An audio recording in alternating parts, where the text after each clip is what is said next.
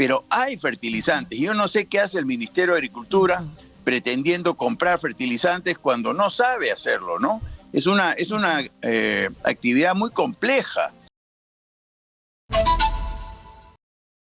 Hemos conversado en todo este tiempo que estamos enfocados en conocer de cerca la problemática agraria en el país con dirigentes, representantes, campesinos, productores, pequeños productores para saber cómo padecen esa situación de la falta de fertilizantes.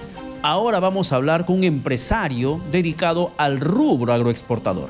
Así es, Pedro, y por eso que estamos en la comunicación con Fernando Sillonis, experto en temas agrícolas, al cual le damos la bienvenida exitosa. ¿Cómo está, señor Sillonis? Muy buenas noches. Buenas noches, desde Ica. Encantado de conversar con ustedes.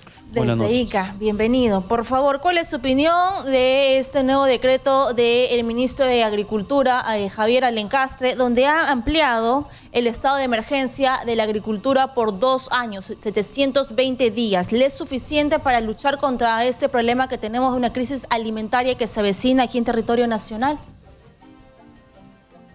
Bueno, las declaratorias de emergencia son pues papeles, ¿no? Papeles. Yo no sé por qué hay que declarar en emergencia a un sector cuando lo que requiere pues es agua, caminos, tecnología, etcétera. ¿Por qué hay que declarar en emergencia para hacer lo que el Estado tiene que hacer? Eso es lo que nunca he entendido, ¿no? Lo que los pequeños productores requieren, cosa que tenemos los empresarios agroexportadores, repito, es agua todo el año. Nosotros hemos construido reservorios, pozos y tenemos acceso al agua. La gente pobre en el Perú no tiene acceso al agua y esa es la gran diferencia entre la agricultura empresarial exitosa y la agricultura familiar precaria, ¿no? Entonces, yo no entiendo por qué tienen que demorar tanto desde el Estado en resolver el problema de los pequeños productores, que no es uria, no es falta de uria, es falta de agua. Es falta de agua. Digamos, el agua determina mucho más que la uria, digamos, la pobreza y la precariedad en el sector, ¿no? Entonces, repito, declaratorias de emergencia son simplemente palabras, papeles y nada más. Lo que tienen que hacer es reservorios y caminos para la gente pobre, sobre todo de la sierra y de la selva, ¿no? Esa es mi opinión al respecto. Sin embargo, esa situación de crisis que está golpeando a los pequeños productores, a los campesinos en el país, ¿a ustedes como empresarios les ha afectado en la misma magnitud? Fíjese, por supuesto que ha afectado en la misma magnitud. Ambos fertilizamos, todos fertilizamos. Pero lo que no se dice, y permítanme ser un poco aguafiestas, ¿no? Los pequeños productores de café están pasando por un momento muy favorable de precios de café, muy favorables. Los productores de maíz, de trigo, de caña de azúcar, de algodón, así como ha subido el petróleo y los fertilizantes, ha subido el café. Por eso la gente se queja del precio del pollo, de la papa. Entonces, en honor a la verdad, los agricultores nos estamos defendiendo de la crisis del alza del precio de los fertilizantes y del petróleo gracias al aumento del precio de nuestros cultivos. Los que están muy mal en el Perú son los millones de peruanos, jóvenes la mayoría, desempleados, cuyas empresas han cerrado por la crisis económica. Ellos sí la están pasando mal y por eso hay hambre en el Perú. No tanto en el campo, más sí en las ciudades, ¿no? Pero parece que no logro comunicar esta realidad, en fin.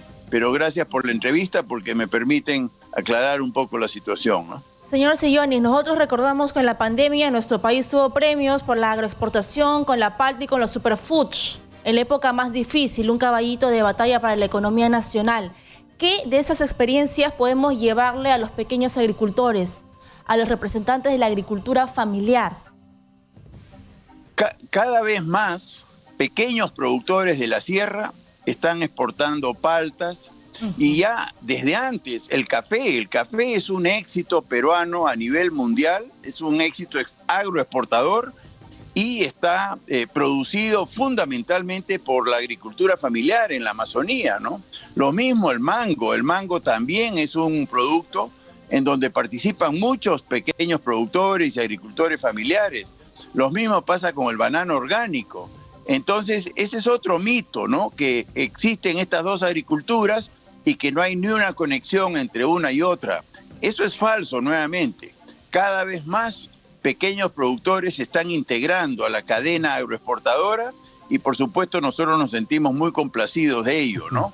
Con todas las dificultades que tiene la agricultura, pero poco a poco se están integrando producto de una interrelación que hay entre empresas y pequeños productores. O sea, eso, gracias por la pregunta, pero eso está en proceso y está creciendo. Yo sí creo que podría acelerarse más, ¿no? Pero está en curso ese proceso de integración entre la pequeña agricultura y la agricultura exportadora, ¿no? Hay una interrogante que usted se ha planteado y que nosotros nos planteamos también una y otra vez, y que lo estamos poniendo justamente en el banner de la parte baja de la pantalla, que no sabemos el por qué el gobierno se demora tanto en solucionar este problema de los pequeños agricultores, como es el caso de los fertilizantes, u otro, como el tema del sistema del riego. ¿Cómo enfrentaron ustedes el tema de esta crisis de fertilizantes a nivel global? ¿Cómo lo supieron o cómo lograron sortearlo, si es que lo hicieron? Es que también se está distorsionando. Cuando se habla de crisis de fertilizantes, no debemos confundir crisis de fertilizante con escasez de fertilizantes. Fertilizantes hay, los pequeños productores han fertilizado. Lo que hay es fertilizantes caros, pero es exactamente lo mismo que está pasando con el petróleo y la gasolina. Usted y todos los peruanos acudimos al grifo y nos mortificamos porque tenemos que echar gasolina carísima, pero no es que no haya gasolina, lo que hay es gasolina cara. Dicho sea de paso, los fertilizantes sintéticos que tanto están dando que hablar son derivados del petróleo, para información de ustedes, ¿no? Sí. Entonces, es exactamente lo mismo que está pasando con el petróleo. Sube el petróleo, pero no es que escasea el petróleo. Lo mismo pasa con los fertilizantes. En ICA nosotros hemos comprado durante esta campaña fertilizantes literalmente todas las semanas. No hay escasez de fertilizantes. Lo que hay es fertilizantes caros, eso sí, y ese es el problema. Pero repito, muchos productores, pequeños la mayoría, tienen un momento muy favorable de precios de sus cultivos. Repito, café, algodón, maíz, caña de azúcar, trigo, etcétera, que nosotros producimos y los pequeños también, y ellos no están tan mal.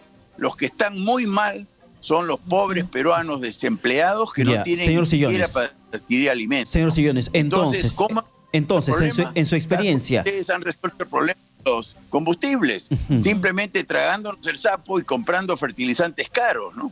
Claro, no hay otra alternativa. Entonces, si ese es el problema, que realmente no es la escasez de fertilizantes, sino el precio elevado en el mercado, que es lo que está golpeando también a los pequeños campesinos, la solución del Estado entonces parte por una decisión política de inversión, de compra de fertilizantes.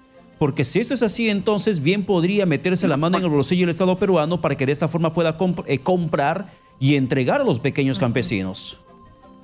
Yo sugiero que el Estado no compre, porque hay fertilizantes en el mercado y lo que debe hacer el Estado es subsidiar a los pequeños productores muy pobres, eso sí, para que vayan a las tiendas y adquieran con los bonos los fertilizantes y el Estado le pague al proveedor.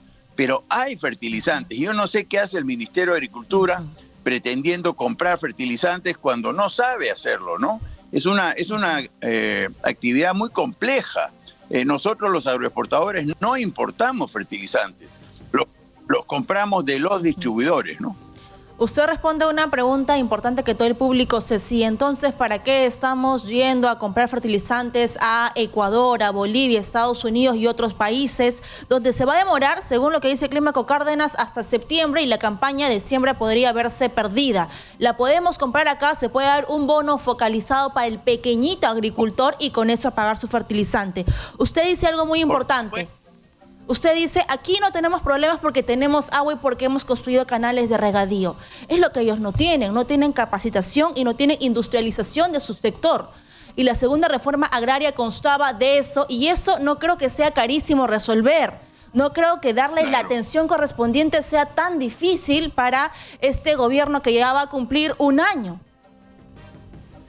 Bueno, esa es la ineptitud pues de este gobierno. La verdad que es increíble el engaño que ha significado la segunda reforma agraria. En octubre del año pasado, con bombos y platillos, se lanzó al público la segunda reforma agraria, nada menos que en la explanada de Sacsayhuamán, con gabinete en pleno incluido, con bandas de música y miles de invitados, y después no pasó absolutamente nada. A mí eso es lo que me indigna, porque realmente es una gran estafa, y como usted bien dice, no le costaría nada al Estado construir los reservorios, mejorar los caminos, tecnificar el riego, capacitar, financiar, que es lo que todo Ministerio de Agricultura debe hacer, pero no hacen absolutamente nada y después declaran en emergencia. La verdad que no logro entender lo que está haciendo el gobierno, ¿no? Porque no hace nada. Esa es la frustración que sentimos los hombres del campo, ¿no? Sin embargo, en su experiencia política, sin salir del tema agrario, pero usted también es político de carrera, dentro de toda esta situación, en torno al tema de la segunda reforma agraria, la emergencia por el tema agrario que ha mencionado el ministro Alencastre el día de hoy y que se determinó también hace meses atrás, ¿requiere de una ley el gobierno que tenga que aprobarse en el Congreso de la República para que haga inversión en tema agrario?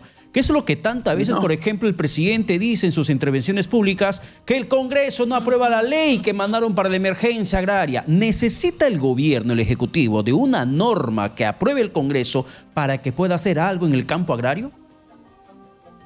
Muy buena pregunta, y la respuesta es absolutamente no. Está dentro de sus atribuciones hacer todo lo que acabamos de conversar, ¿no? Invertir en reservorios, caminos, tecnificación, financiamiento, capacitación, todo lo que ellos dicen que debe hacer la segunda reforma agraria. No se tiene que dar ninguna ley y menos una declaratoria de emergencia. Es increíble cómo se distraen, cómo nos confunden y cómo se van por las ramas. Muy buena pregunta. Tienen que ir de frente a hacer lo que dicen que van a hacer con una nueva ley.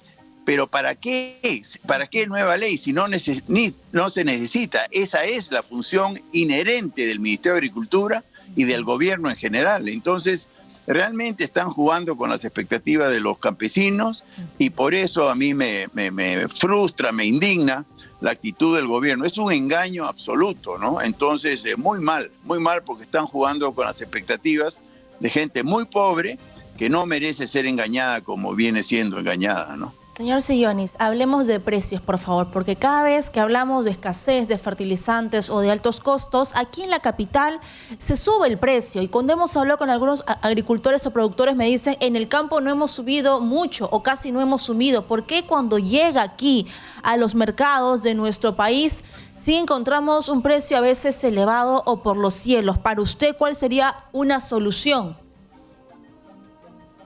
Mire, no es tan cierto que cuando sube el precio no le llega al productor. Dicho esto, quiero reconocer que la cadena de distribución no es pues muy eficiente en el Perú, ¿no? Entonces, una parte importante se queda en la distribución. Pero la verdad que yo estoy en Ica, yo hablo con los pequeños productores que cultivan algodón, maíz, y están muy contentos porque ha subido el precio del algodón y del maíz en Ica y en todo el Perú, ¿no? Entonces, yo estoy en desacuerdo con aquellos que dicen que no le llega al productor. Yo creo que le debería llegar más, en eso estoy de acuerdo. Pero eso de que no le llega el alza, eso es otra falacia, ¿no? Realmente los productores agrarios estamos de buenas. Cuando suben los precios, siempre hay dos caras de la moneda, ¿no? Los productores que se favorecen, pero los consumidores son los que se perjudican. Y eso es lo que estamos viviendo en el Perú. Es un problema de los consumidores más que de los productores. Ahora, dicho sea de paso, hablando de precios, ya cayó el precio de la urea de $900 a $600. Eso quiero advertir. Y podría seguir bajando de precio. Es muy común, en el pasado han habido estos hipos inflacionarios, como que el petróleo ha bajado, el cobre ha bajado, la urea ha bajado.